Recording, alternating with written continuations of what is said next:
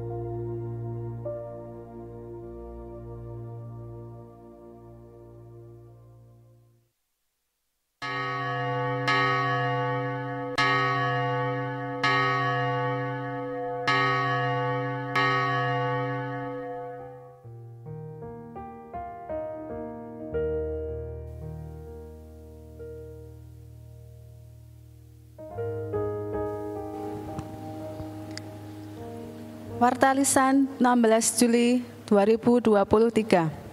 Selamat pagi dan selamat bersekutu dalam kebaktian Minggu tanggal 16 Juli 2023. Salam sejahtera bagi saudara sekalian yang dikasihi dan mengasihi Tuhan Yesus Kristus. Berikut kami sampaikan warta jemaat minggu ini. 1.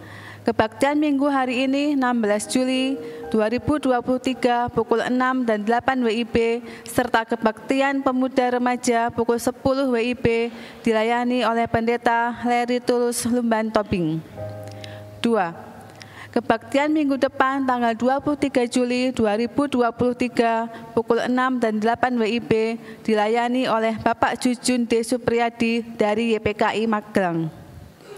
3. Kebaktian pemuda remaja minggu depan tanggal 23 Juli 2023 pukul 10 WIB dilayani oleh Pendeta Eka Setiawan Tejo Kesuma bertempat di ruang Betania. 4. Apabila ada di antara saudara-saudara yang baru pertama kali mengikuti kebaktian di jemaat ini, kami mohon kesediaan saudara untuk berdiri sejenak.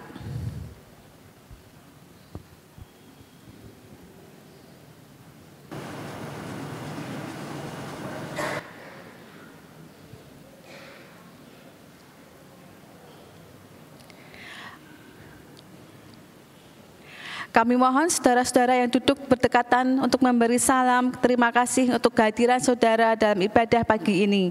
Dan kami mengharapkan kehadiran saudara kembali bergabung dalam kebaktian di gereja kami. 5. Telah dibuka kelas katekisasi baru untuk umum periode pembaptisan bulan November 2023. Bagi saudara-saudara yang ingin mendapatkan sakramen baptis dewasa atau pengakuan percaya sidi, dapat mengikuti kelas katekisasi pada setiap hari Jumat pukul 16 WIB mulai tanggal 4 Agustus 2023. Bagi saudara-saudara yang akan mengikuti katekisasi, dipersilahkan untuk mendaftarkan diri di kantor gereja GKI Pajajaran Magelang paling lambat tanggal 30 Juli 2023 pada jam kerja. Setiap tahun Majelis Jemaat GKI Pajajaran Magelang mengadakan 2 kali pemanggilan penatua. Mengacu pada tata laksana GKI pasal 85 ayat 2, Majelis Jemaat akan meminta masukan nama-nama bakal calon penatua dari anggota jemaat untuk periode pemanggilan Oktober 2023. Usulan dari anggota jemaat dapat melalui 1. Formulir isian yang sudah disediakan di depan gereja. 2. WA ke nomor 085100811157 dengan mencantumkan identitas diri. 3. Mengisi Google Form yang dapat dilihat di warta jemaat minggu ini. Batas penyerahan usulan nama bakal calon penatua pada hari Senin 7 Agustus 2023 pada jam kerja. Demikian warta jemaat yang dapat kami sampaikan. Selamat beribadah, Tuhan Yesus memberkati kita semua.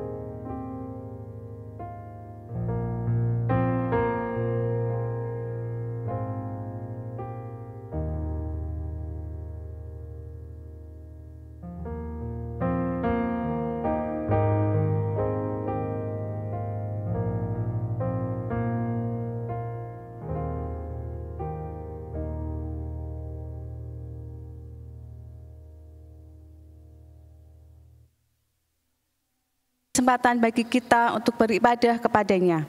Untuk itu, hendaklah hati kita penuh dengan syukur, dan mulut kita mengatakan, terpujilah Tuhan sebab kasih setianya ditunjukkannya dengan ajaib pada waktu kesesakan.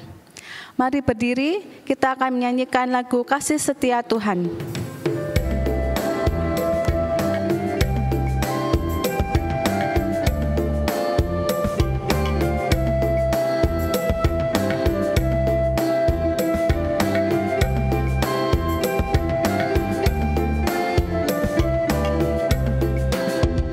Ku nyanyikan kasih setia Tuhan selamanya, selamanya. Ku nyanyikan kasih setia Tuhan selamanya, ku nyanyikan selamanya. Ku tuturkan tajammu, kasih setiamu Tuhan. Ku tuturkan tajammu, kasih setiamu turun-temurun.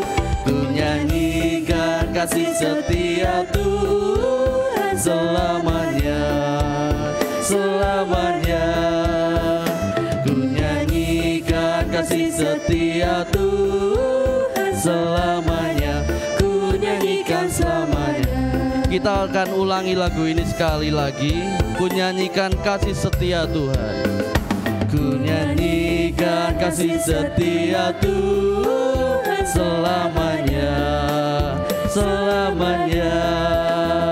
Ku nyanyikan kasih setia Tuhan selamanya, ku nyanyikan selamanya. Ku tuturkan tajammu, kasih setiamu Tuhan. Ku tuturkan tajammu, kasih setiamu turun-temurun. Ku nyanyikan kasih setia Tuhan selamanya, selamanya. Ku nyanyikan kasih setia Tuhan selamanya, ku nyanyikan selamanya.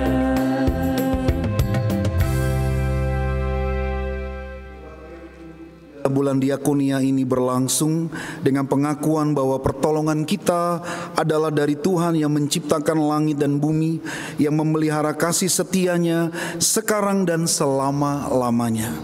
Amin.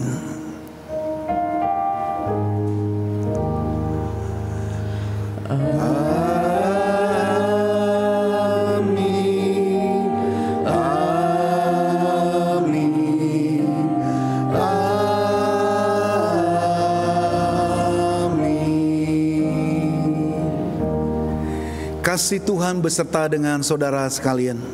Dan beserta saudara juga. Silakan duduk kembali. Ya, selamat pagi, shalom. Apa kabar saudara? Kiranya semangat dan sukacita Tuhan juga boleh dirasakan di tengah-tengah kehidupan kita. Saudara, di dalam Yohanes 13 ayat yang ke-34 dikatakan, Aku memberikan perintah baru kepada kamu, yaitu supaya kamu saling mengasihi sama seperti aku telah mengasihi kamu, demikian pula kamu harus saling mengasihi. Saudara yang dikasihi Tuhan, kasih pada hakikatnya adalah untuk diberikan. Kita tidak dapat mengasihi tanpa memberi. Allah telah memberikan bukti nyata bagaimana Dia mengasihi kita yang berdosa dan mendapatkan kehidupan. Dunia sekarang ini telah mengedepankan kesuksesan tanpa memberi tempat kepada mereka yang gagal dan tersisih. Sehingga ada di antara kita yang menjadi undur dari persekutuan. Untuk itulah kita yang telah dikasih Allah hendaknya dapat memberi sapaan dan rangkulan yang penuh kasih dan terwujud dalam perbuatan. Biarlah lewat ibadah pada pagi hari ini menjadi ucapan syukur sekaligus mendorong kita untuk membuat yang terbaik.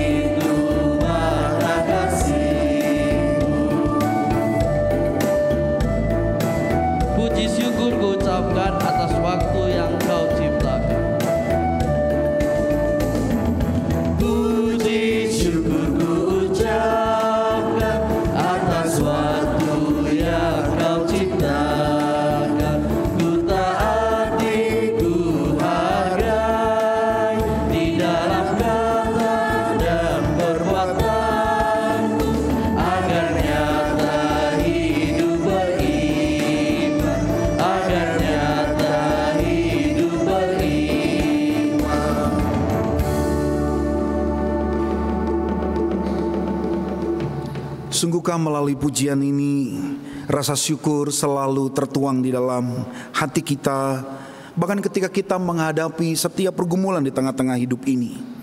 Ataukah justru kita menyalahkan Tuhan dan menyalahkan orang-orang di sekeliling kita? Saat ini mari kita diberikan waktu oleh Tuhan untuk menundukkan kepala dan merenungkan atas segala kesalahan dan dosa kita. Mari kita berdoa. Terima kasih untuk setiap anugerah yang Engkau berikan kepada kami,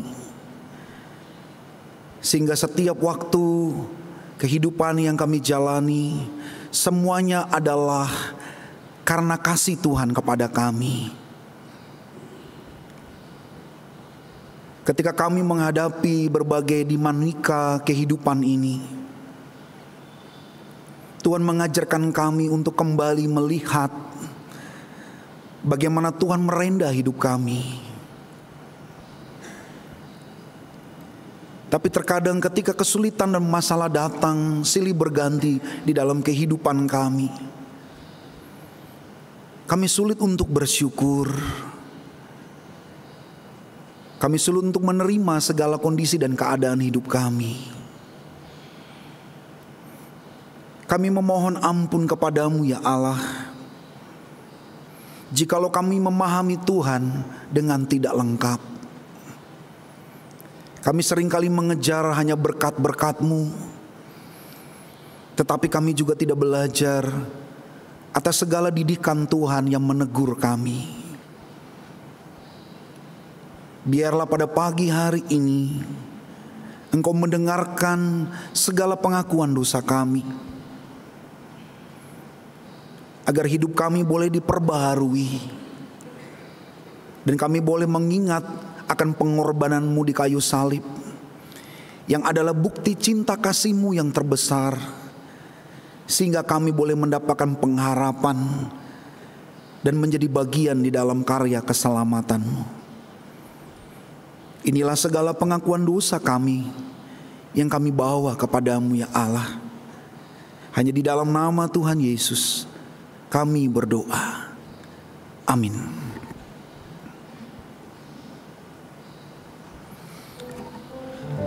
Saudara-saudaraku, kita mau mengingat kembali pengorbanannya di kayu salib yang telah melayakkan kita, menghapus dosa kita. NKB 83, Bukit yang jauh.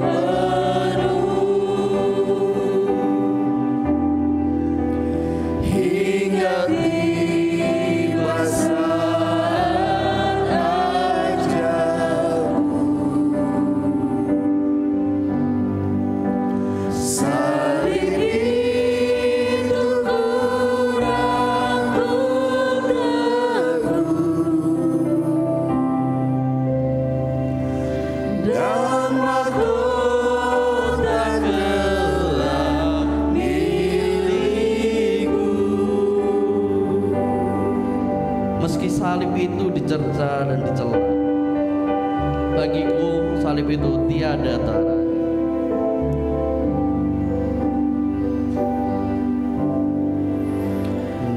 Meski salib itu dicela, dicerca, bagiku tiada taranya.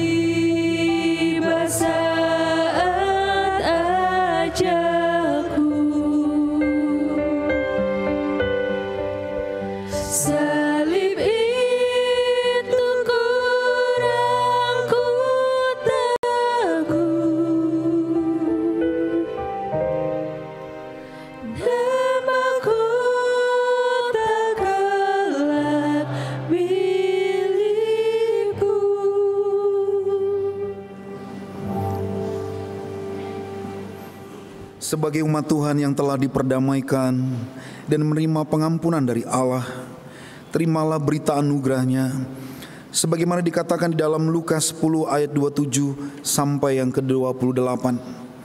Kasihilah Tuhan Allahmu dengan segenap hatimu dan dengan segenap jiwamu dan dengan segenap kekuatanmu dan dengan segenap akal budimu, dan kasihilah sesamamu manusia seperti dirimu sendiri.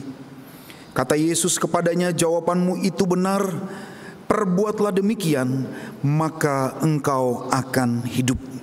Demikianlah berita anugerah dari Tuhan. Syukur kepada Allah. Damai Kristus besertamu. Damai Kristus besertamu.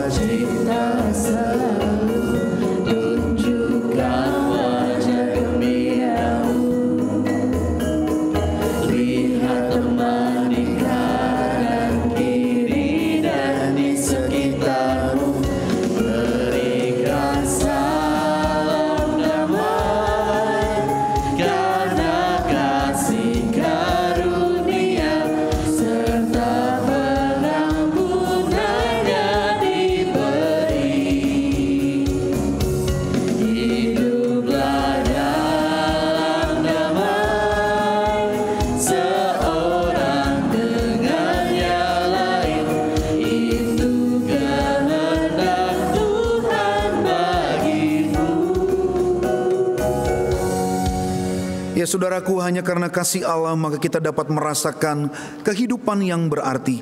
Biarlah pujian kasih itu yang menghibur dan terus hidup di tengah kita.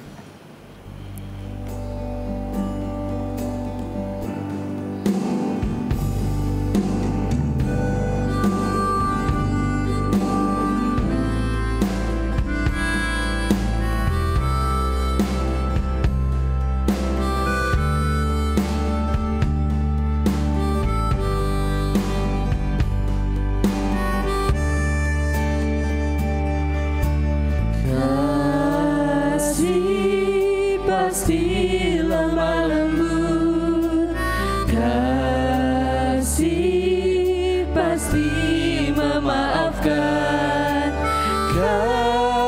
kasih pasti murah hati, kasih-Mu, kasih-Mu Tuhan. Ajarilah kami ini saling mengasihi, ajarilah kami ini saling mengampuni, ajarilah kami ini kasih-Mu ya Tuhan, kasih-Mu kudus tiada batasnya. Kasih pasti lemah lembut, kasih pasti memaafkan.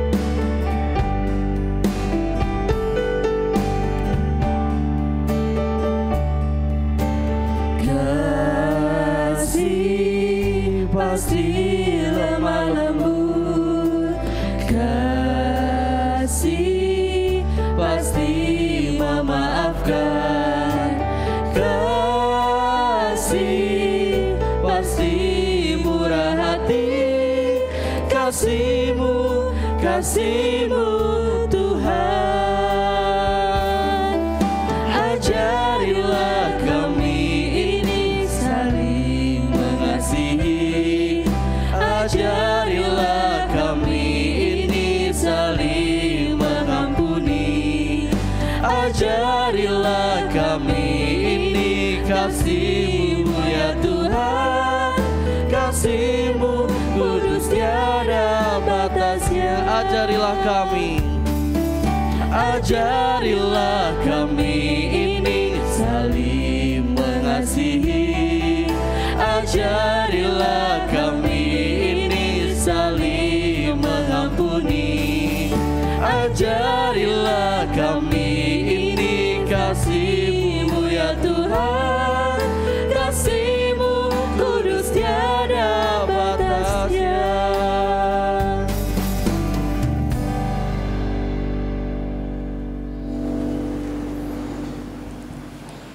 Mari kita mau tundukkan kepala sekali lagi dan kita mau berdoa. Lewat pujian ini kami sungguh merasakan akan jati diri Tuhan yang adalah kasih itu sendiri. Dan pagi ini kami juga akan belajar tentang kasih Tuhan itu sendiri lewat perumpamaan yang Engkau ajarkan kepada kami. Kami mau membuka hati dan pikiran kami agar kami dituntun oleh Allah Roh Kudus, agar kami dimampukan untuk melakukannya di tengah-tengah kehidupan kami setiap hari. Berkati kami, baik yang mendengar bahkan yang menyampaikannya. Di dalam nama Tuhan Yesus, firman yang hidup, kami sudah berdoa. Amin.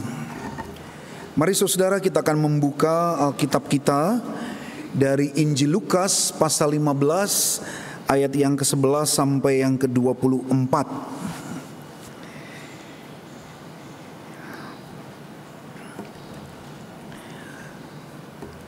Injil Lukas pasal 15 ayat yang ke-11 sampai yang ke-24.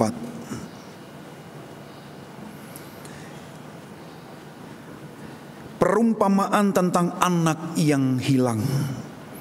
Yesus berkata lagi, ada seorang mempunyai 2 anak laki-laki. Kata yang bungsu kepada ayahnya, "Bapa, berikanlah kepadaku bagian harta milik kita yang menjadi hakku." Lalu ayahnya membagi-bagikan harta kekayaan itu di antara mereka. Beberapa hari kemudian anak bungsu itu menjual seluruh bagiannya, lalu pergi ke negeri yang jauh. Di sana ia memboroskan harta miliknya itu dengan hidup berfoya-foya. Setelah dihabiskannya semuanya, timbullah bencana kelaparan di dalam negeri itu, dan ia pun mulai melarat. Lalu ia pergi dan bekerja pada seorang majikan di negeri itu. Orang itu menyuruhnya ke ladang untuk menjaga babinya. Lalu ia ingin mengisi perutnya dengan ampas yang menjadi makanan babi itu. Tetapi tidak seorang pun yang memberikannya kepadanya. Lalu ia menyadari keadaannya, katanya, "Betapa banyaknya orang upahan bapakku yang berlimpah-limpah makanannya, tetapi aku di sini mati kelaparan. Aku akan bangkit dan pergi kepada bapakku dan berkata kepadanya, Bapa, aku telah berdosa terhadap surga dan terhadap Bapa. Aku tidak layak lagi disebutkan anak Bapa. Jadikanlah aku sebagai salah seorang upahan Bapa." Maka bangkitlah ia dan pergi kepada bapanya. Ketika ia masih jauh, ayahnya telah melihatnya. Lalu tergeraklah hatinya oleh belas kasihan. Ayahnya itu berlari mendapatkan dia, lalu merangkul dan mencium dia. Kata anak itu kepadanya, "Bapa, aku telah berdosa terhadap surga dan terhadap Bapa. Aku tidak layak lagi disebutkan anak Bapa." Tetapi ayah itu berkata kepada hamba-hambanya, "Lekaslah bawa kemari jubah yang terbaik. Pakaikanlah itu kepadanya dan kenakanlah cincin pada jarinya dan sepatu pada kakinya. Dan ambillah anak lembu tambun itu, sembelilah dia dan marilah kita makan dan bersuka cita. Sebab anakku ini telah mati dan menjadi hidup kembali. Ia telah hilang dan didapatkan kembali." Maka mulailah mereka bersukaria. Demikianlah pembacaan firman Tuhan. Yang berbahagia adalah kita yang mau mendengarkan, memelihara, dan menghidupi firman-Nya setiap hari. Haleluya.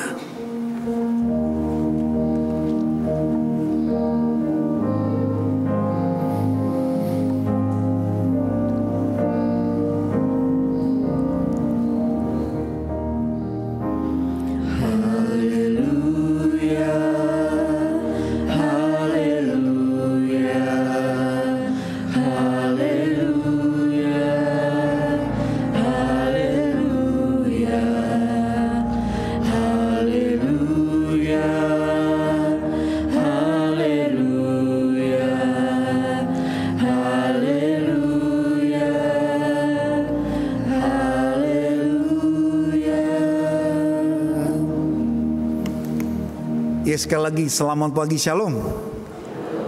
Ya 3 minggu gak ketemu ya saudara. Kangen juga ya. Tadi waktu saya ketemu dengan penatua bilang, Pak Leri makin seger ya habis cuti. Yalah saudara ya, bersyukur bisa ketemu dengan orang tua dan keluarga besar. Dan saatnya bisa kembali lagi dan berjumpa dengan Bapak Ibu Saudara.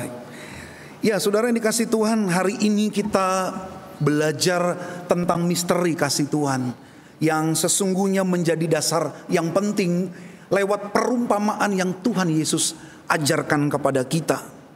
Sesungguhnya bicara tentang perumpamaan ini ada juga 2 perumpamaan sebelumnya yang juga dijelaskan oleh Yesus. Yang menarik adalah perumpamaan yang diungkapkan oleh Yesus di sini dilatar belakangi dengan sebuah persoalan. Persoalan apa itu? Mari kita melihat dari ayat yang pertama dan ayat yang kedua. Kita perhatikan Alkitab kita. Di sana dikatakan, para pemungut cukai dan orang-orang berdosa biasanya datang kepada Yesus untuk mendengarkan Dia. Maka bersungut-sungutlah orang-orang Farisi dan ahli-ahli Taurat, katanya, Ia menerima orang-orang berdosa dan makan bersama-sama dengan mereka. Saudara, ini persoalannya. Rupanya orang-orang Farisi, ahli-ahli Taurat yang memiliki sebuah nilai diri bahwa sebagai orang yang suci, yang kudus di hadapan Tuhan, enggak layak bergaul dengan orang-orang berdosa. Saudara pernah menemukan itu enggak di dalam relasi kekristenan? Ya, saudara bergaul dengan orang-orang mungkin misalnya kita yang masih muda, ya, yang kuliah di luar kota, bergaul dengan orang-orang anak-anak pang gitu ya.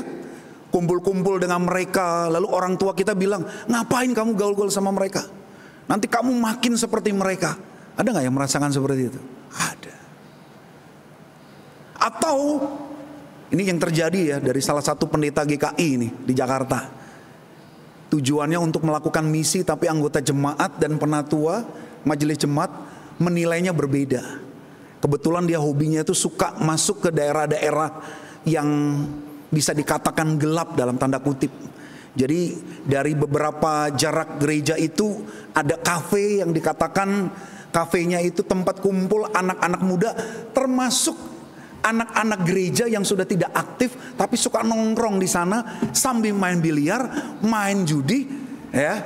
Nah, dia datang ke sana. Sambil dengan pakaiannya tentu nggak pakai toga ya, nggak juga pakai baju pendeta, tapi pakai biasa aja, kasual gitu ya. Lalu datang ke sana, tapi apa yang dilihat? Kok pendeta kita mau masuk ke kafe seperti itu? Ya, padahal tujuannya untuk melakukan misi. Seringkali tantangan seperti itu terjadi loh, realita dihadapi di dalam kehidupan kekristenan kita. Dan ada begitu banyak orang mengalami persoalan yang sama. Apa yang dialami oleh Yesus juga dialami oleh kita.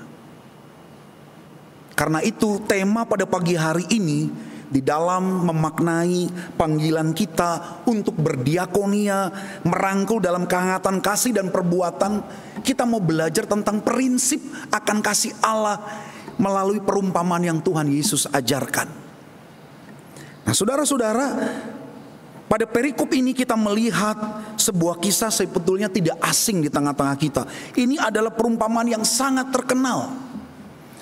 Perumpamaan yang juga menginspirasi dari semenjak kita sekolah minggu, drama-drama di gereja, khotbah-khotbah. Perumpamaan ini seringkali dipakai. Tapi pertanyaannya, sungguhkah kita memahaminya atau tidak? Saudara, hal yang pertama yang perlu kita pahami adalah di dalam memaknai tentang firman Tuhan ini, sungguhkah saudara itu memiliki sebuah pemahaman yang benar bahwa saudara dan saya adalah orang-orang yang berharga? Sekarang pegang tangannya di dada, bilang, aku orang berharga. Coba sama-sama, aku orang berharga. Lihat kanan kirinya, bilang, aku orang berharga. Nah, pertanyaannya, benar nggak kita merasa diri kita berharga? Seringkali berharga itu dinilai dengan segala sesuatu yang melekat dari diri kita.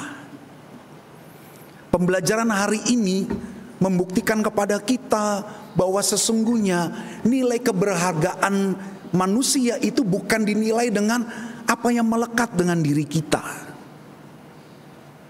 Saudara, seringkali ketika orang ingin berharga, dia mencoba untuk berprestasi, mengejar kekayaan, mengupayakan segala sesuatu supaya dia diterima. Dia bisa menjadi bagian di dalam sebuah lingkungan atau komunitas. Dia bisa menjadi orang yang dicintai. Padahal lewat firman Tuhan pada pagi hari ini, semua itu betul-betul salah. Kenapa? Karena kasih Allah itu bukan karena upaya dan usaha kita. Lewat perumpamaan ini mengatakan bahwa kebaikan Tuhan itu tidak akan pernah berubah kasihnya kepada kita, walaupun kita sudah berbuat baik, atau mungkin karena kesalahan kita. Tapi itu semua tidak mengurangi kasih Tuhan di dalam mengasihi kita. Apa yang dipahami oleh orang-orang Farisi dan ahli-ahli Taurat ini memberikan sebuah cerminan yang berbeda. Dia merasa bahwa sebagai orang yang diselamatkan, umat pilihan Tuhan, dan itu yang dilekatkan kepada dirinya, aku ini adalah orang yang berharga. Kalian orang-orang berdosa tidak pantas menerima keselamatan itu. Tapi ketika kita melihat reaksi ini, apa yang dilakukan oleh Yesus? Dia berpikir out of the box. Enggak seperti itu. Justru Yesus menghampiri mereka supaya mereka juga mengalami kasih dari Allah itu. Ini loh yang mau diajarkan kepada kita. Nah, saudara-saudara, karena itu di sini kita akan sama-sama menemukan seperti apa yang dikatakan oleh Yesus kepada Zakius di dalam Lukas 18 ayat yang ke-10. Anak manusia datang untuk mencari dan menyelamatkan yang hilang. Bukan orang sehat yang memerlukan tabib, melainkan mereka yang sakit. Aku datang bukan untuk memanggil orang benar, tetapi orang berdosa, supaya mereka bertobat dan diselamatkan. Ini loh misteri Allah itu. Ketika orang-orang Farisi dan ahli-ahli Taurat memberikan tembok yang tinggi tentang anugerah Allah itu, justru Kristus menghancurkan segala tembok-tembok itu dengan bukti nyata melalui pengorbanannya di atas kayu salib. Kita yang tadinya sebenarnya tidak layak sebagai orang-orang berdosa, dilayakkan oleh Tuhan supaya saudara dan saya mengalami keselamatan di dalam Tuhan. Nah, saudara, hari ini kita mau bersama-sama melihat bahwa sesungguhnya lewat cerita anak yang hilang ini terdapat ada 4 bagian. Yaitu yang pertama, kesalahan dari anak bungsu itu sendiri. Yang kedua adalah akibat dari perbuatannya atau pilihannya itu sendiri. Dan yang ketiga, pertobatan. Dan yang keempat adalah pengampunan dari Bapa. Apa sih kesalahan dari anak bungsu ini, saudara? Kesalahannya adalah dia meminta warisan kepada bapaknya. Menurut budaya Yahudi, pembagian warisan itu diberikan ketika anaknya ada 2, maka anak bungsu akan menerima 1/3 dan anak sulung itu akan menerima 2/3 dari harta bapaknya. Berarti apa itu, saudara? Bapaknya sudah tidak memiliki harta. Betul? 1/3 dan 2/3 berarti bapaknya sudah nggak punya apa-apa. Semuanya sudah diserahkan kepada anaknya. Tapi sayangnya anak bungsu ini ketika menerima warisan itu, ia tidak mengelolanya dengan baik. Karena memang tujuannya untuk kesenangannya semata. Dia foya-foyakan semua harta orang tuanya itu. Dia habiskan semuanya. Dan bahkan yang lebih mengerikan lagi, diceritakan oleh Yesus, anak ini pergi menjauh dari bapaknya. Artinya apa? Memang dia punya niat tidak lagi peduli kepada bapaknya. Pokoknya kesenangannya saja. Wah, ini anak kurang ajar nih saudara ya. Udah dapat warisan, lalu pergi jauh, tidak dekat dengan orang tua. Padahal orang tuanya masih hidup. Itu berarti apa? Kalau biasanya kan warisan itu dikasih ketika orang tuanya meninggal, betul ya? Nah ini ketika orang tuanya masih hidup dia minta warisan. Artinya apa? Dia mendoakan supaya orang tuanya cepat mati. Kalau anak seperti ini kira-kira mendapat perlakuan yang baik enggak? Menurut pikiran kita enggak. Dan bahkan akibat dari yang ia lakukan, ia mengalami banyak kemalangan. Tentunya kemalangan itu karena kesalahannya sendiri. Saudara tahu, pekerjaan menjaga babi itu bagi orang Yahudi itu adalah najis. Karena babi itu diharamkan, ya. Tapi saking karena dia sudah menderita, dia tidak lagi peduli dengan aturan agamanya. Dia mau menurunkan dirinya serendah-rendahnya sampai dia mau bekerja sebagai penjaga babi. Dan yang lebih parah lagi apa? Karena dia sudah tidak lagi memiliki apa-apa. Ketika ia mengalami kelaparan, yang seharusnya makanan yang ia terima itu adalah makanan yang baik, tapi dia mau rela mau memakan makanan ampas babi. Saudara lihat bagaimana pilihan dan tindakan yang salah itu bisa membuat dirinya mengalami kemalangan dan penderitaan yang begitu rupa. Tapi menariknya dalam cerita ini, kemalangan itu tidak membuat dia kehilangan nyawanya. Mengapa? Karena ia mengalami sebuah pertobatan. Pertobatannya itu di mana? Kalau kita perhatikan ayat 17 sampai 18, di sini ada 3 ciri pertobatan yang dilakukan oleh anak bungsu. Yang pertama adalah dia menyadari akan keadaannya. Dia sadar betul akan segala kesalahannya, di mana dia itu dibutakan dengan segala ambisinya. Dia sudah lupa daratan yang membuatnya dia makin menjauh dari bapaknya. Tetapi justru ketika dia menjauh dari papanya, penderitaan dan kemalangan itu dialami olehnya.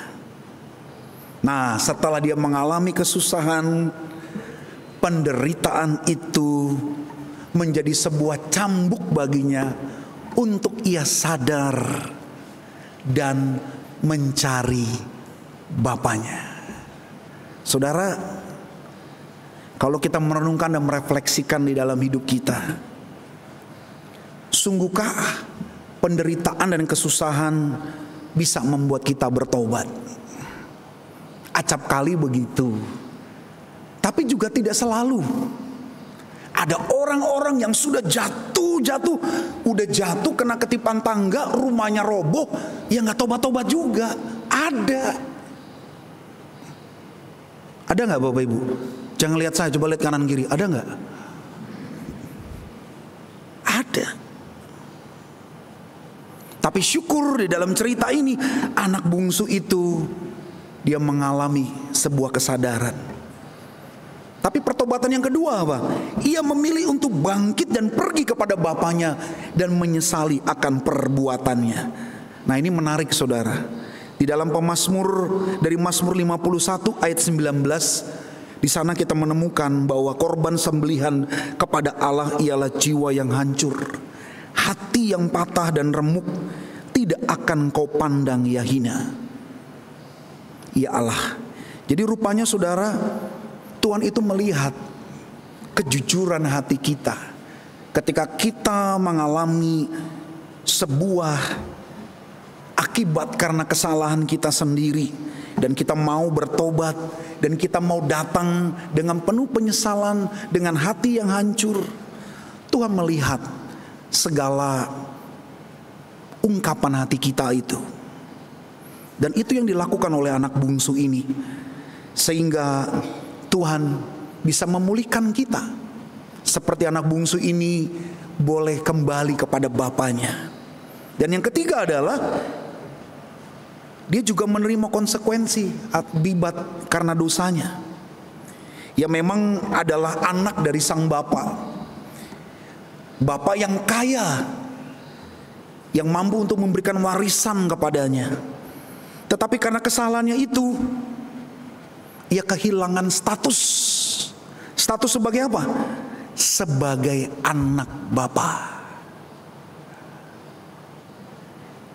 Ia menjadi budak atau menjadi pesuruh.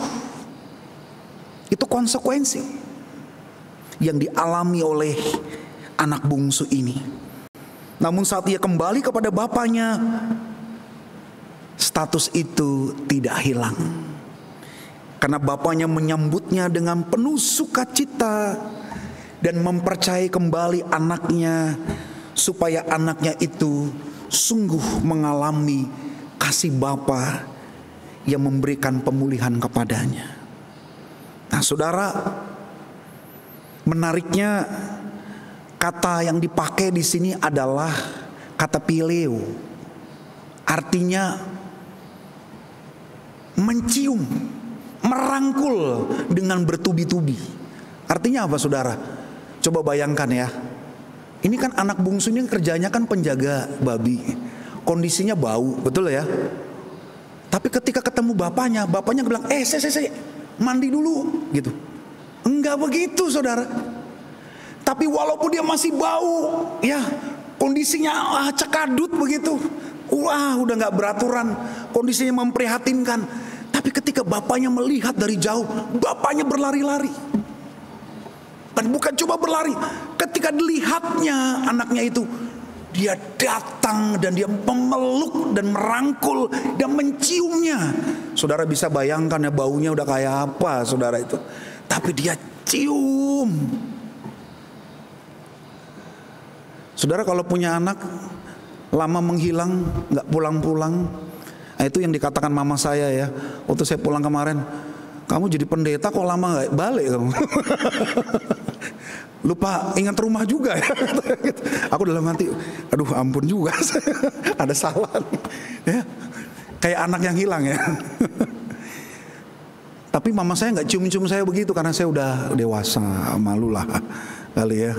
Kalau di kamar mungkin, aduh anakku gitu ya. Tapi saudara, coba bisa dibayangkan, luar biasanya cerita ini. Bagaimana Allah melihat orang berdosa ketika di dalam kesalahannya ia mau mengingat kembali dan mencari Bapa. Maka Bapa akan menerimanya kembali dengan begitu luar biasa. Ini adalah misteri kasih Allah itu. Tapi dunia tidak begitu. Dunia seringkali berbeda, seperti orang-orang Farisi dan orang ahli-ahli Taurat ini. Karena itu saudara, pertobatan adalah mempercayai bahwa Allah itu begitu besar dan begitu baik, bahwa menikmati rumah Bapa walaupun kecil lebih baik daripada ribuan dunia yang besar tanpa Allah. Itu kata John Piper ya. Ini menarik loh. Ya, rupanya pertobatan itu adalah mempercayai Allah yang begitu baik kepada kita. Menikmati rumah Bapa walaupun kecil, tapi itu sungguh indah dibandingkan ribuan dunia yang besar tanpa Allah. Nah, karena itu pengampunan yang diberikan oleh Bapaknya memberikan sebuah kehidupan baru kepada anaknya. Saudara, Di dalam budaya Timur Tengah, kalau seorang bapak itu berlari-lari, seperti di dalam kisah yang disampaikan oleh Yesus, apalagi dia orang terhormat, orang kaya, ya, itu adalah tindakan yang memalukan loh. Dan bahkan itu bisa menjadi sebuah ejekan di dalam kehidupan bermasyarakat. Tetapi di dalam cerita ini bapak itu tidak menghiraukan keadaan itu. Dia menyambut anaknya yang hilang itu karena ia telah hidup kembali. Itulah gambaran kasih Kristus kepada semua orang yang pulang dari dosa, dari keterasingan, pemberontakan. Lalu ketika ia mau mencari Tuhan, Tuhan merangkul, menciumnya dengan penuh kehangatan, supaya dia betul-betul mengasihi Tuhan dengan benar. Di alam ayat 21 sampai 23, di sini si bungsu mengaku akan kesalahannya.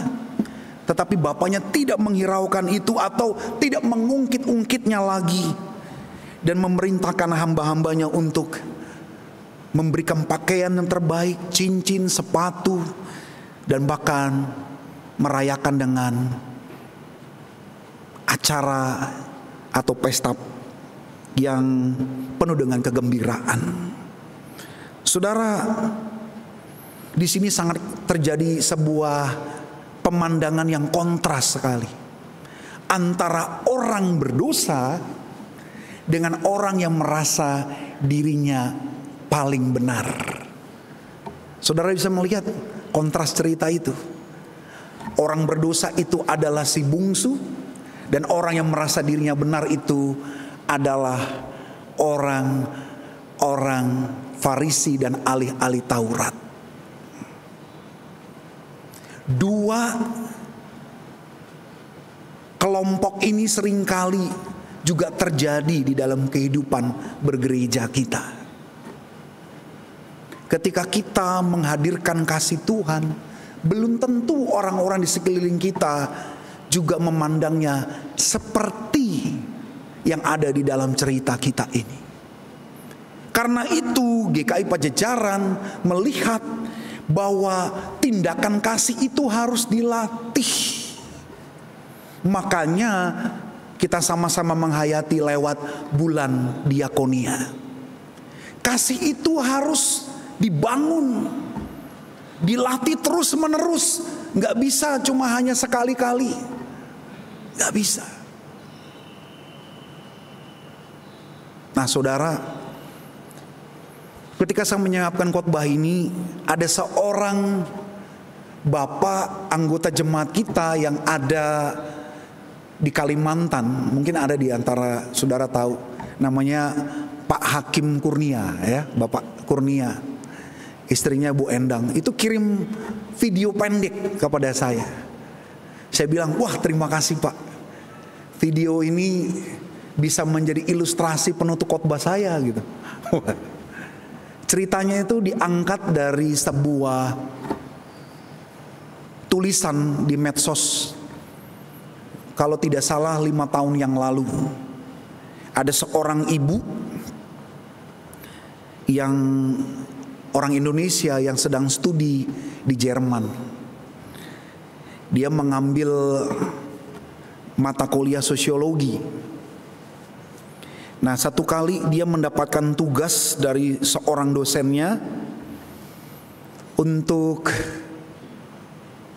belajar bagaimana tersenyum. Ya. Nah, lalu tersenyum itu, ketika engkau tersenyum dengan orang lain, coba perhatikan reaksinya bagaimana. Gitu. Apa responnya dari orang-orang yang menerima senyuman saudara? Nah, ketika tugas itu diterimanya, lalu kemudian dia mengalami satu peristiwa. Ketika dia sudah mendapatkan tugas itu, kebetulan dia datang studi ke Jerman itu bersama suami dan anaknya. Lalu tiba-tiba anaknya bilang, Mama, kita makan dulu yuk, gitu. Kebetulan di kampus itu ada McDonald, ya. Ya, di kampus saudara ada McDonald nggak? Nggak ada ya. Apalagi di kampus saya. Nah, kebetulan ada McDonald saudara. Diajak untuk makan dulu. Nah, pada saat mau makan dia harus mengantri. Nah, pada saat mengantri itu terjadi sebuah kegaduhan. Ya, kegaduhan di belakang di saat dia sedang mengantri itu. Rupanya ada 2 orang yang kondisinya, ini maaf ya Bapak Ibu, kebetulan dia seorang homeless gitu, ya, tunawisma atau orang apa namanya, dia tunawisma ya, kondisinya mungkin udah jarang mandi, lalu baunya sangat menyengat dan itu sangat mengganggu sekali. Sehingga ketika 2 orang itu sedang masuk di dalam barisan antrian itu, banyak orang yang gak suka lalu mencibiri 2 orang itu. Nah, 2 orang itu yang satu kondisinya orangnya pendek, lebih pendek dibandingkan ukuran orang normal. Tapi dia bisa berkomunikasi dengan orang-orang. Tetapi yang satu kondisinya sepertinya orang yang mengalami kelainan mental, karena bentuk gerakannya dan lain sebagainya itu sangat nampak. Jadi orang yang pendek itu, yang di depan, yang di persis di belakang ibu itu yang menolong untuk mengajak orang yang tinggi itu, ya. Nah, lalu ketika di dalam antrian itu dia melihat ke belakang, lalu orang pendek itu memberikan senyuman kepadanya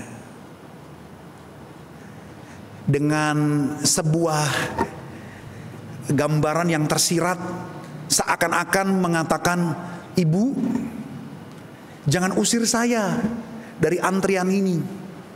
Saya juga mau memesan makanan," kayak gitu ya. Dan kebetulan ibu itu mengatakan, "Silakan, saudara duluan aja. Enggak apa-apa kok, Bapak duluan aja." Lalu kemudian ketika dia memesan, kan rupanya dia cuma hanya memesan 1 cangkir kopi. Dan ketika ia membayar, ia pun juga membayar dengan beberapa uang logam yang ia ambil dari sakunya. Ibu itu berpikir, wah, berarti ini hanya sisa uang yang dimiliki oleh orang itu. Wah, sangat kasihan dengan kondisinya. Lalu dia merasakan seperti Tuhan berbicara kepadanya untuk menolong orang itu. Lalu giliran ketika ibu ini yang mendapatkan giliran untuk memesan makanan, dia mengatakan, "Saya mau pesan 2 macam, yang satu paket besar, yang satu paket untuk 2 orang. Nanti yang paket besar tolong diantarkan ke suami dan anak saya. Nanti yang paket 2 orang ini biar saya yang bawa." Lalu kemudian makanan itu yang ada 2 paket itu dibawa sama ibu itu dan diantarkan kepada 2 orang tunawisma tadi. Lalu ketika dia sampai ke meja orang itu dan mengatakan, "Makan ya, harus dimakan." "Oh iya, terima kasih ibu," katanya gitu. Nah, menariknya saudara, ketika semua sudah selesai dan orang-orang banyak yang sudah selesai makan, lalu tiba-tiba mendekati ibu dan keluarga itu dan mengatakan, "Terima kasih, hari ini engkau sudah mengajarkan tentang kasih kepada kami. Kalau suatu waktu aku mengalami situasi seperti ini, aku akan ingat wajah ibu, supaya aku juga akan melakukan kebaikan yang sama." Dan bukan cuma itu, suaminya si ibu ini juga lihat. Dari tadi rupanya waktu saat ibu itu menunjukkan kebaikan kepada tunawisma itu, dia mengatakan kepada istrinya, "Mah, gak salah kalau kamu menjadi istriku. Kebaikanmu itu melembutkan hatiku untuk menerima segala kebaikanmu. Nah, ini luar biasa ya saudara ya. Cuma karena senyuman loh. Dan hari itu ia ingat akan tugas dari dosennya, dan lalu pengalaman itu dituliskan menjadi sebuah paper dan dikumpulkan kepada dosennya. Lalu ketika dikumpulkan, dosennya sempat membaca dan mengatakan kepada ibu itu, nanti cerita ibu akan saya bacakan ya di di kelas gitu. Oh iya Pak, silakan aja Prof gitu. Lalu kemudian ketika dia membacakan, karena memang ini adalah seorang profesor yang pandai untuk menyampaikan cerita, dan banyak orang-orang atau anak-anak mahasiswi di situ yang meneteskan air mata. Dan luar biasanya profesor itu juga menambahkan dengan sebuah kalimat pendek, dengan kalimat pendek yang sangat luar biasa, bahwa karena Allah itu penuh dengan kasih. Ketika kita mau memberlakukan kasih itu di dalam kehidupan kita, maka sesungguhnya, ini kalimat persisnya saya kurang tahu persis ya menggambarkannya, tapi artinya mau mengatakan bahwa Allah itu sungguh mengasihi kita, dan kita hanya mencoba untuk menunjukkan kasih itu kepada sesama. Justru lewat cerita ini mau mengatakan bahwa dengan perbuatan yang kecil itu sudah menggambarkan tentang perbuatan Allah yang besar di dalam kehidupan kita. Jadi saudara, saya mau mengatakan kepada kita pada pagi hari ini bahwa sesungguhnya perbuatan kecil dan sederhana pun itu juga bisa memberikan sebuah dampak yang besar di dalam kehidupan kita. Jikalau setiap orang Kristen memiliki cara pandang seperti di dalam cerita perumpamaan yang disampaikan oleh Yesus, maka ada begitu banyak orang karena keberdosaannya, karena kesalahannya, ia tidak dijauhi, tetapi ia dirangkul dengan penuh kehangatan. Ia mendapatkan kesempatan kembali. Saya yakin dan percaya bahwa gereja sungguh menjadi alat Tuhan yang membawa damai sejahtera di dalam kehidupan kita. Nah, itulah tugas dan panggilan kita bersama pada pagi hari ini. Karena itu kesimpulannya saudara dari khotbah pagi hari ini, memilih hidup untuk menjauh dari Allah itu adalah suatu kemalangan bagi kita. Karena kita akan mengalami banyak penderitaan yang akan makin menjerat kehidupan kita. Yang kedua, sadar dan bangkit dari keterpurukan karena kesalahan dan dosa kita. Datanglah dengan penuh penyesalan kepada Bapa, Sang Pemilik kehidupan kita. Dan yang ketiga, maka ia Sang Bapa di dalam Kristus, seperti cerita di dalam perumpamaan ini, Bapa itu akan menerima kembali anaknya yang hilang.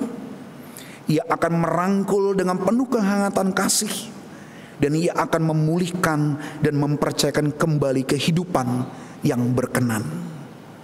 Dan yang keempat, pandanglah setiap orang yang berdosa dengan mata hati seperti hati Bapa, yang penuh dengan belas kasihan, sehingga jalan keselamatan sungguh terbuka lebar dan membawa sukacita di dalam kehidupan. Selamat untuk melatih diri di dalam mengasihi kepada mereka yang berdosa, termasuk diri kita sendiri yang sudah dikasihi oleh Tuhan. Dan karena itu Tuhan akan menolong kita untuk melakukannya di dalam kehidupan setiap hari. Tuhan memberkati kita semua. Amin.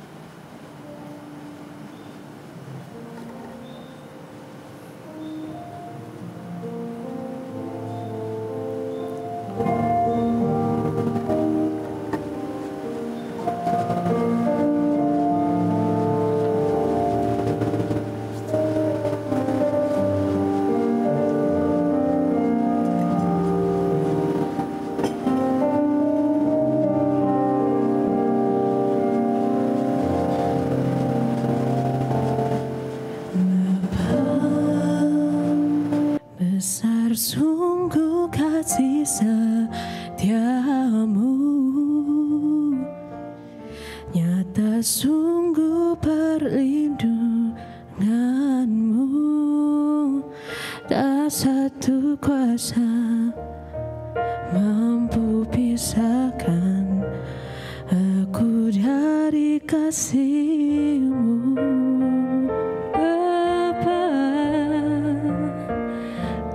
Ajarku turut perintah-Mu,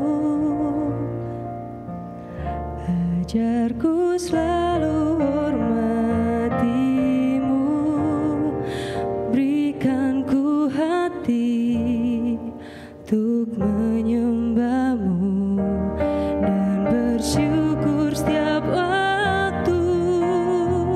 Seperti Bapa sayang anaknya, demikianlah Engkau mengasihiku.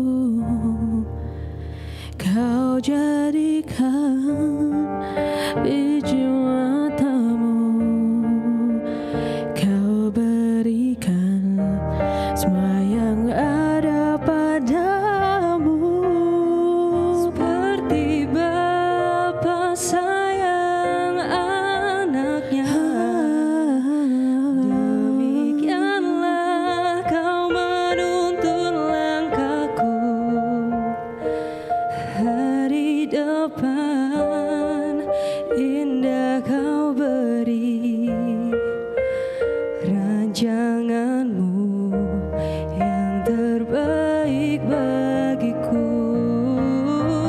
Seperti Bapa sayang anaknya, demikianlah Engkau mengasihiku. Kau jadikan biji mata-Mu, Kau berikan semua yang ada padamu.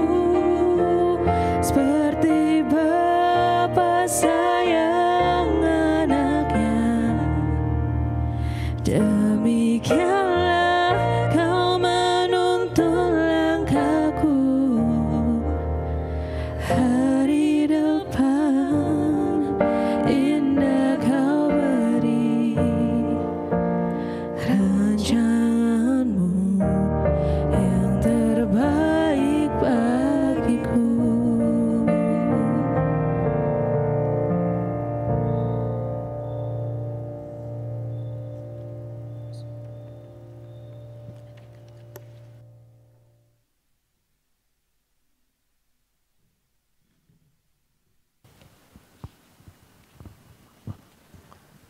Umat dimohon bangkit berdiri.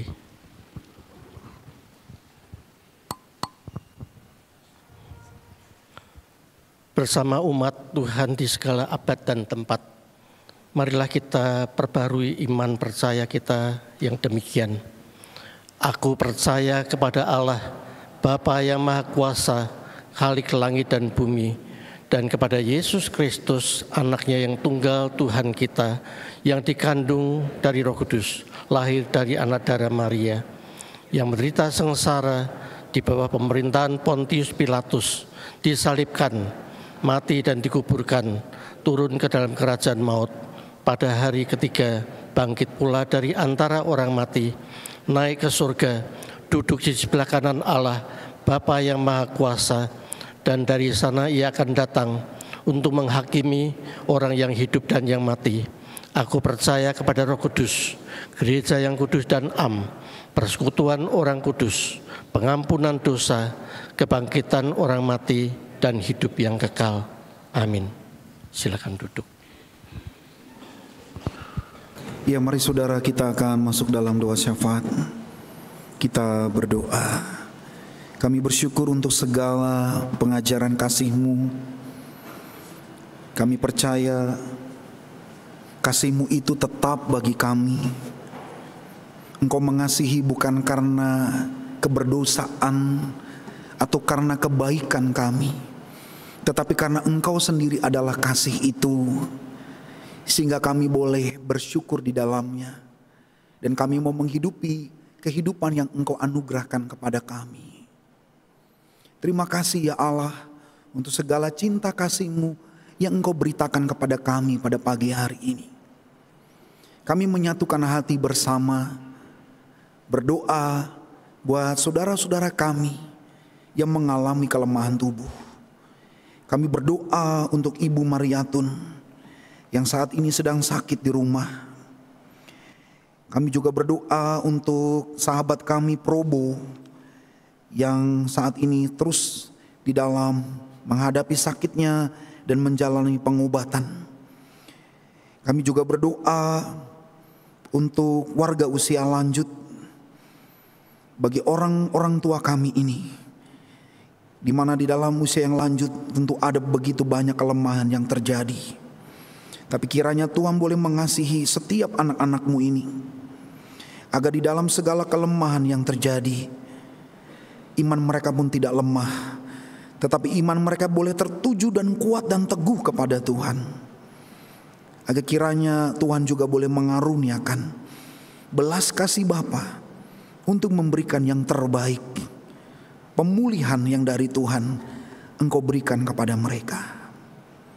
Kami juga berdoa untuk setiap anggota jemaat dan simpatisan yang boleh merayakan syukur lewat ulang tahun kelahiran maupun ulang tahun pernikahan. Kiranya Tuhan boleh bersama-sama dengan mereka di dalam rasa syukur dan sukacita yang mereka rayakan, agar mereka bisa mengembalikan semua itu untuk mengingat kepada Tuhan yang sungguh setia memelihara dan memberkati kehidupan anak-anak-Mu. Kami juga berdoa untuk rangkaian acara bulan diakonia yang masih berjalan di sepanjang bulan Juli ini.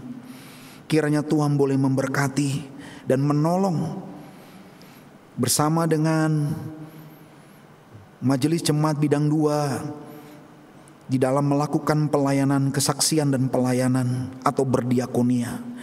Kiranya Tuhan menolong untuk mengajari kami di dalam berbagi dan juga menunjukkan kasih Tuhan lewat kepedulian kami kepada sesama. Kami juga berdoa untuk persekutuan wanita Kristiani Immanuel pada hari Senin besok jam 4 sore di GKI Pajajaran Magelang. Bila Tuhan menolong lewat persekutuan wanita Kristen Immanuel boleh menggerakkan setiap wanita-wanita Kristen di kota Magelang dibentuk dan juga menjadi berkat, khususnya dimanapun mereka ditempatkan oleh Tuhan, baik di tengah-tengah keluarga, di tengah-tengah pelayanan, dan dalam kehidupan bermasyarakat. Kami juga berdoa untuk sekolah yang Tuhan anugerahkan untuk kami kelola bersama-sama.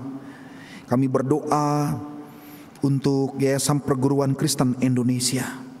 Berkati untuk program pembelajaran akademik maupun pembinaan karakter yang masih terus diterapkan di sekolah-sekolah yang ada di bawah naungan YPKI. Berkati ya Tuhan bagi pendidik maupun juga pengurus, agar boleh bersama-sama membangun kerjasama yang baik di dalam menanamkan nilai iman untuk menumbuhkan karakter yang sesuai dengan kehendak Tuhan bagi anak-anak yang dititipkan untuk bersekolah di sekolah kami. Kami rindu di dalam tahun ajaran baru ini, kiranya Tuhan juga boleh menggerakkan setiap hati dari anggota jemaat dan simpatisan untuk bisa menyekolahkan anak-anak mereka di sekolah di bawah naungan YPKI. Tolonglah ya Tuhan, supaya lewat sekolah ini kami boleh melayani bersama untuk menjadi alat kesaksian bagi kemuliaan Tuhan. Terima kasih ya Allah. Kami juga bersyukur bagi setiap anak-anak Tuhan yang sudah ambil bagian dalam pelayanan di kebaktian pagi ini. Kiranya Tuhan boleh memberkati kami masing-masing. Kami serahkan seluruh kehidupan kami, bahkan aktivitas kami di minggu yang baru. Kiranya kami boleh mengingat akan kasih Allah yang sungguh boleh menguatkan kehidupan kami. Inilah doa syafaat kami yang kami bawa hanya kepada Tuhan yang sudah mengajarkan kami berdoa, dan kami nyanyikan bersama-sama doa Bapa kami.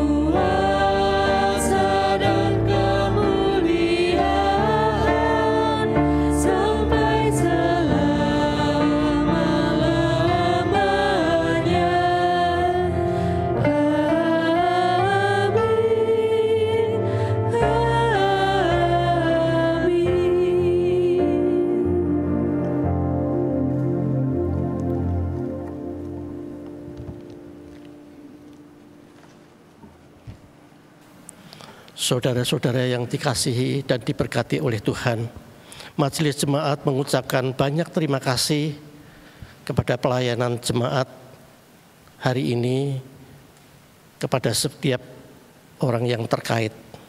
Dan Majelis Jemaat juga mengucapkan terima kasih kepada seluruh anggota jemaat dan simpatisan yang telah hadir. Kiranya Tuhan memberkati kita bersama. Marilah kita membawa persembahan dengan mengingat firman-Nya. Roma pasal 11 ayat 36 demikian. Sebab segala sesuatu adalah dari Dia, dan oleh Dia, dan kepada Dia. Bagi Dialah kemuliaan sampai selama-lamanya. Kantong persembahan yang kedua diperuntukkan untuk pemeliharaan gedung dan inventarisasi gereja. Marilah kita mengiringi dengan pujian Sungguh ku bangga Bapa.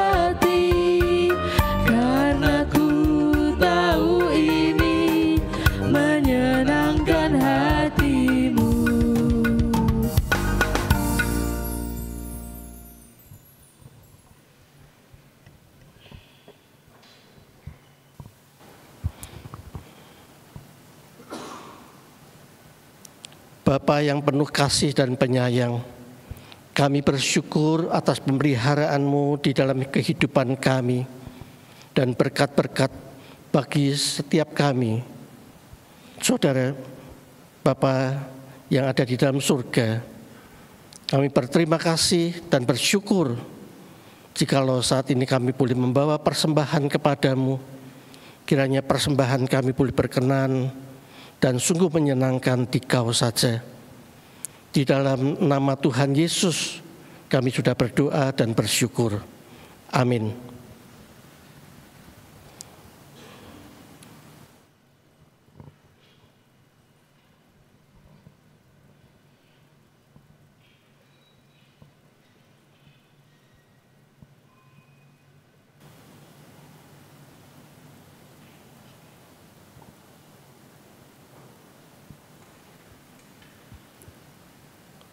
Sahabat Tuhan, marilah kita serahkan hidup kita kepada Tuhan dan bersyukurlah kepada Dia.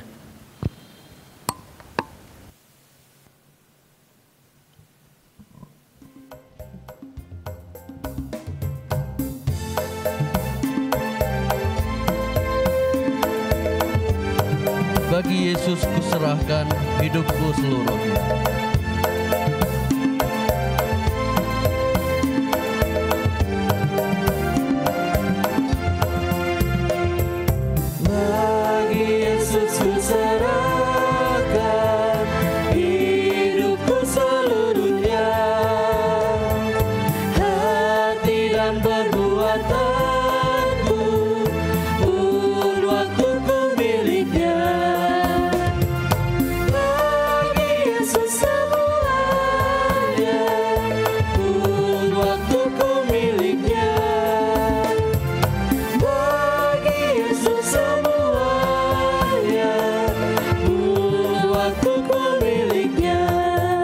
Kerja baginya, kakiku mengikutnya.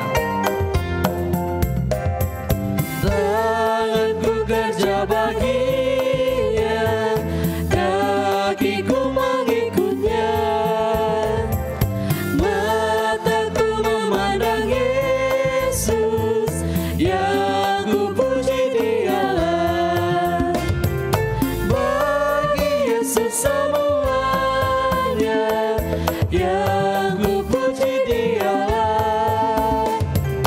Bagi Yesus semuanya,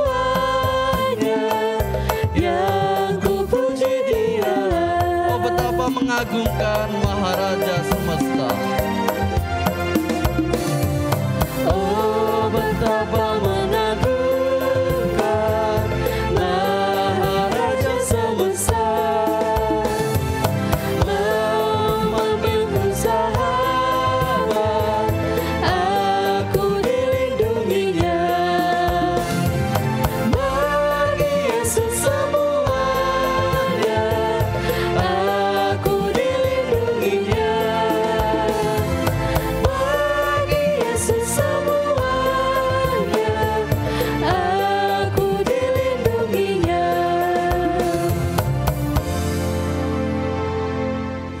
Arahkanlah hatimu kepada Tuhan. Kami mengarahkan hati kami kepada Tuhan. Nyatakanlah kasih dan perbuatanmu dengan suka. Ya, kami siap mengerjakannya dengan gembira. Terpujilah Tuhan, Kini dan selamanya. dan marilah kita menerima berkat-Nya. Allah sumber kehidupan, melimpahi hatimu dengan damai, memenuhi budimu dengan hikmat, menguatkan juang dan lakumu, dan Ia akan terus menjaga dan menghiburmu, supaya kasih dan sukacita Allah senantiasa mengalir di dalam kehidupanmu sekarang dan sampai selamanya. Amin.